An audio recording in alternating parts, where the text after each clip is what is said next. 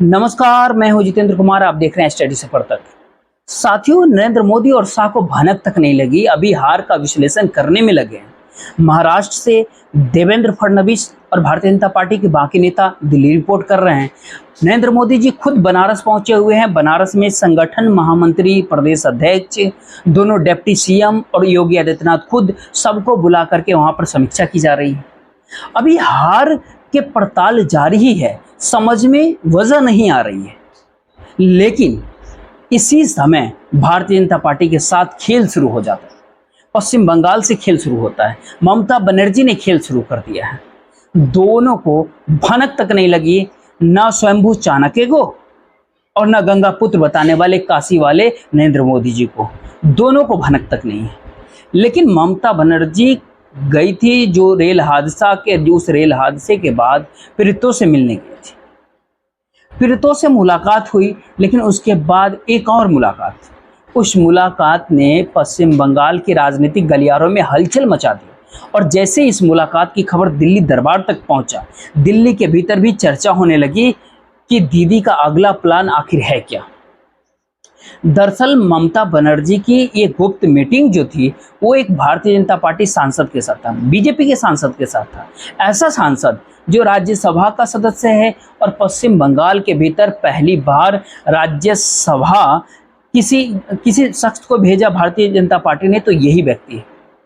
लोग अनंत महाराज के नाम से जानते हैं। पूरा नाम है इनका नागेंद्र नाथ राय। नागेंद्र नाथ राय की भूमिका क्या है पश्चिम बंगाल की राजनीति में, इनका वजूद क्या है, ये समझे बगैर इस मुलाकात को नहीं समझ सकते हैं। लेकिन क्या पश्चिम बंगाल में ममता बनर्जी की मुलाकात केवल अनंत महाराज से हुई है, या फिर और भी कुछ बीजेपी के सांसद या फिर बड़े नेता शामिल थे, ममता बनर्जी के संपर्क में है?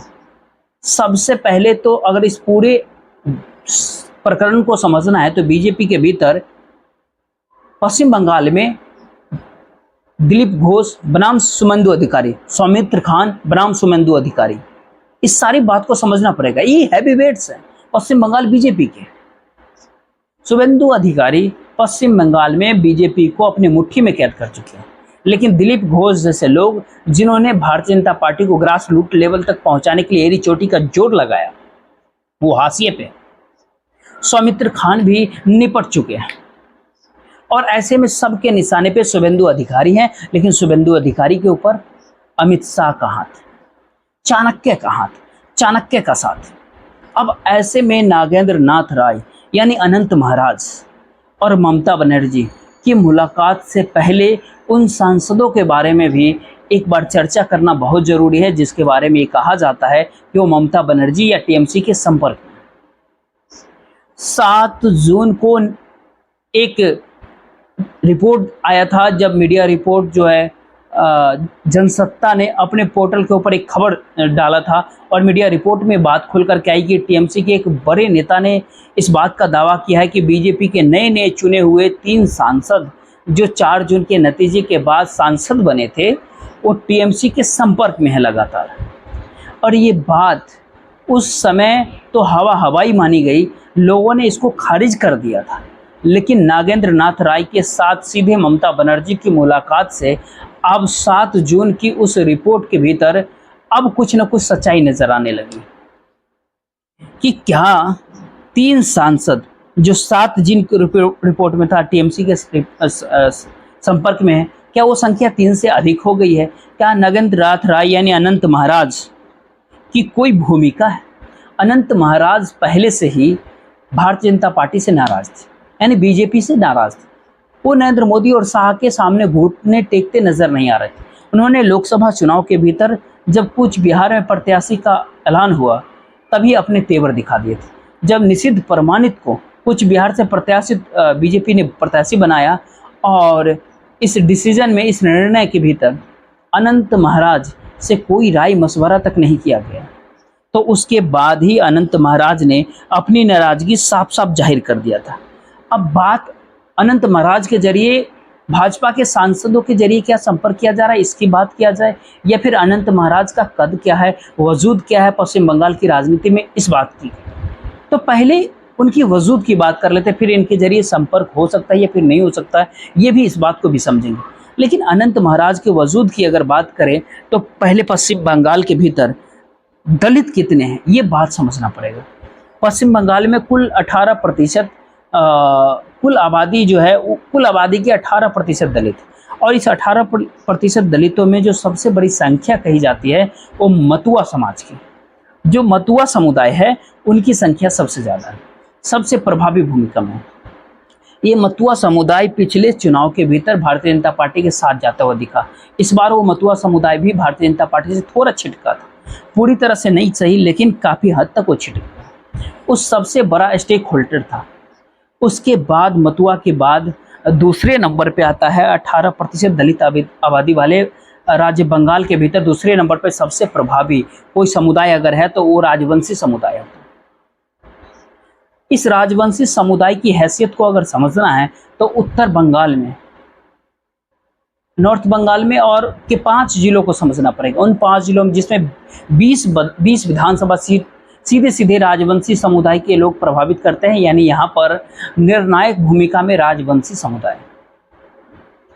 और इस राजवंशी समुदाय का खुद को सबसे बड़ा नेता अनंत महाराज बताते हैं, और बताते भरी नहीं, अगर होते नहीं अनंत महाराज तो पश्चिम बंगाल से भाजपा द्वारा राज्यसभा भेजे जाने वाले पहले शख्स नहीं होते।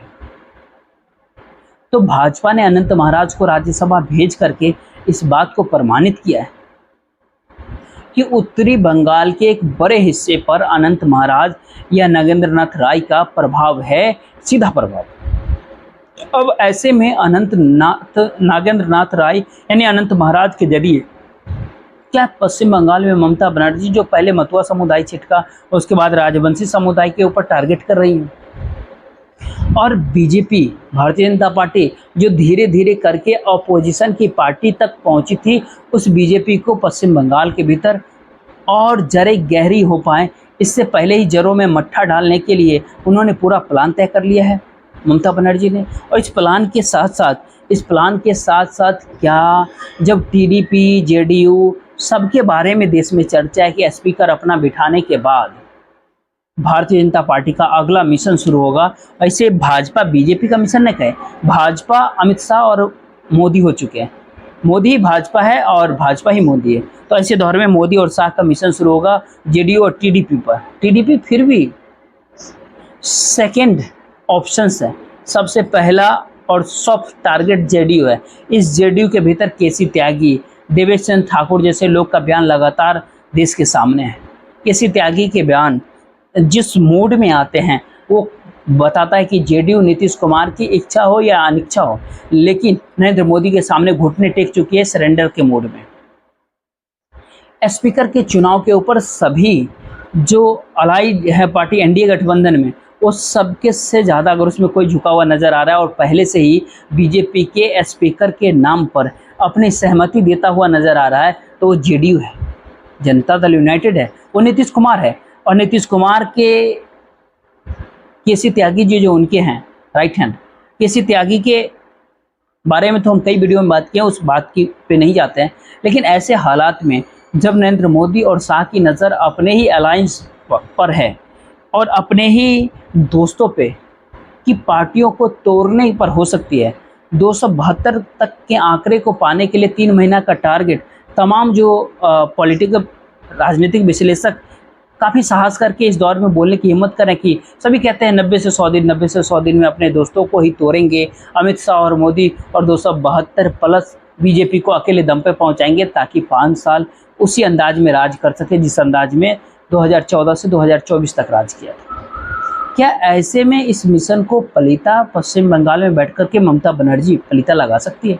क्योंकि ममता बनर्जी से अब तक आर पार की लड़ाई में, मशीन की लड़ाई में, पायलट की लड़ाई में, पेपर ट्रेल की लड़ाई में या पश्चिम बंगाल में आमने सामने की लड़ाई में, संदेश खाली की लड़ाई में, हर लड़ाई में बीजेपी को मात मिली है। या फिर राजभवन की लड़ाई हो, राजभवन को भी अगर बाकी राज्यों में राजभवन की भूमिका को अगर देखा जाए और किस तरीके से राजभवन से राज्य सरकारों को डिस्टर्ब किया जाता है यह देखा जाए तो पश्चिम बंगाल ऐसा है जहां पर राजभवन पर भी ममता बनर्जी काबू करके रखा है। राजभवन अपने मन माफिक राज्य सरकार को परेशान करने की कोशिश कितनी भी कर ले, लेकिन वो कर नहीं पाया है। ममता बनर्जी उसी अंदाज में जवाब देती है। तो क्या इस पूरे पृष्ठभूमि के अंदर अगर इसको देखने की कोशिश करें तो ये जो अनंत महाराज से मुलाकात हुई है ममता बनर्जी की, इस मुलाकात के जरिए कुछ पर्दे के पीछे की जो कहानी है, और भी क्या इसके पीछे कुछ कहानी है, कुछ और कोई सांसद है क्या? और पश्चिम बंगाल के भीतर सबसे पहले पश्चिम बंगाल में चोट करके पूरे देश में जो तमाम पॉलिटिकल पार्टियों पे खतरा मंडराता रहता है, नरेंद्र मोदी शाह और उनकी जांच एजेंसियों का उस खतरे से बचाते हुए, अपने साथियों को, इंडिया अलायंस को बचाते हुए सबसे पहली सिंधमारी बीजेपी